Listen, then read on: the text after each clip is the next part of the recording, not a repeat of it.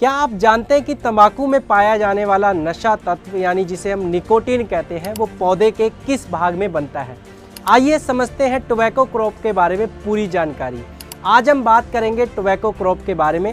तंबाकू का chromosome number 2n=48 होता है और ये एक टेट्राप्लॉइड क्रॉप होती है। भारत में तंबाकू की दो मुख्य कल्टीवेटेड स्पीसीज पाई जाती हैं। पहली है निकोटियाना टोबैकम। पौधे की ऊंचाई 150 से 250 सेंटीमीटर रहती है। पत्तियां जनरली बड़ी और पतली होती हैं। निकोटीन कंटेंट इसके अंदर 0.5 से 5.5% तक होता है और इसको स्मोकिंग या फिर च्यूइंग पर्पज के लिए इस्तेमाल में लेते हैं। दूसरी स्पीसीज है निकोटियाना रस्टिका। इसका पौधा छोटा होता है और निकोटीन कंटेंट इसके अंदर 3.5 से 8% पाया जाता है और इसको हुक्का, स्नफ या च्यूइंग के लिए इस्तेमाल में लिया जाता है। सोइल रिक्वायरमेंट की बात कर लेते हैं तो तंबाकू के लिए माइल्ड एसिडिक सोइल की जरूरत होती है जिसका पीएच जनरली 5 से 6 होना चाहिए।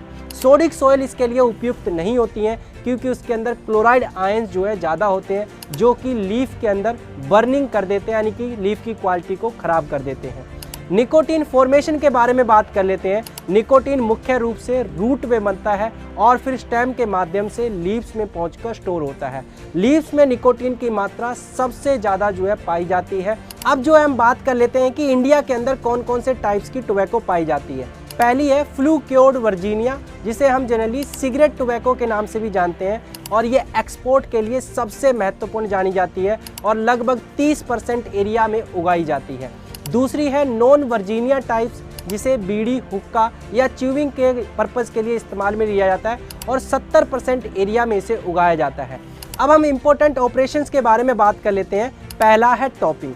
टॉपिंग के अंदर हम क्या करते हैं, टोबैको के प्लांट के ऊपर का जो फ्लोवर हेड होता है उसको रिमूव किया जाता है। इससे होता क्या है, न्यूट्रिएंट सप्लाई जो है लीव्स के अंदर आपकी होने लगती है और पत्तियों का साइज आपका बड़ा हो जाता है। दूसरा है डीसकरिंग, जिसमें टॉपिंग के बाद जो है आपका साइड से सकर्स या ब्रांचेस निकलती हैं, उनको हम रिमूव करते हैं, उसी को डीसकरिंग कहते हैं। नेक्स्ट है प्राइमिंग। इसमें पकी हुई पत्तियों को धीरे धीरे जो है तोड़ा जाता है और लगभग 5 से 6 हार्वेस्टिंग आपकी की जाती है।